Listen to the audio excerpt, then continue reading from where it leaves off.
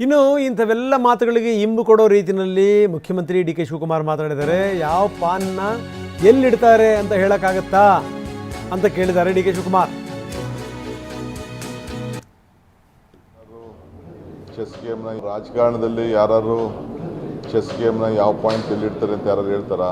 ಯಾರು ಹೇಳೋದಿಲ್ಲ. ನಡೀರಿ. ರಾಜಕಾರಣದಲ್ಲಿ ಯಾರು ಚೆಸ್ ಗೇಮ್ನ ಯಾವ ಪಾಯಿಂಟ್ ಎಲ್ಲಿಡ್ತಾರೆ ಅಂತ ಯಾರು ಹೇಳ್ತಾರಾ? ಯಾರು ಹೇಳೋದಿಲ್ಲ. ನಡೀರಿ. ರಾಜಕಾರಣದಲ್ಲಿ ಯಾರು ಚೆಸ್ ಗೇಮ್ನ ಯಾವ ಪಾಯಿಂಟ್ ಎಲ್ಲಿಡ್ತಾರೆ ಅಂತ ಯಾರು ಹೇಳ್ತಾರಾ? ಯಾರು ಹೇಳೋದಿಲ್ಲ. ನಡೀರಿ. ರಾಜಕಾರಣದಲ್ಲಿ ಯಾರು ಚೆಸ್ ಗೇಮ್ನ ಯಾವ ಪಾಯಿಂಟ್ ಎಲ್ಲಿಡ್ತಾರೆ ಅಂತ ಯಾರು ಹೇಳ್ತಾರಾ?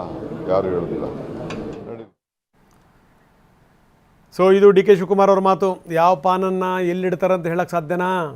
ಅದರ ಅರ್ಥ ಏನು ಅಂತಂದರೆ ಇದು ಬಹಳಷ್ಟು ಅರ್ಥಗಳನ್ನು ಕೊಡುತ್ತೆ. ಇದು ಸಂಗತಿ. ಇಲ್ಲಿ ನೋಡಿ, ಅಪ್ಪಿತಪ್ಪಿ ಯಾರೂ ಕೂಡ ಈಗ ಮಾತಾಡುವಂಥವ್ರು ಯಾರು, ಮಾತಾಡಬೇಕಾಗಿರುವಂಥವ್ರು ಯಾರು? ಜೆ ಡಿ ಎಸ್ ನಾಯಕರು. ಜೆ ಡಿ ಎಸ್ ನಾಯಕರೇ ಮಾತಾಡ್ತಾ ಇಲ್ಲ. ಜೊತೆಗೇನು ಅಂದರೆ ಮಾತಾಡಬೇಕಾಗಿರುವಂಥವ್ರು ಯಾರು? ಕುಮಾರಸ್ವಾಮಿಯವರು.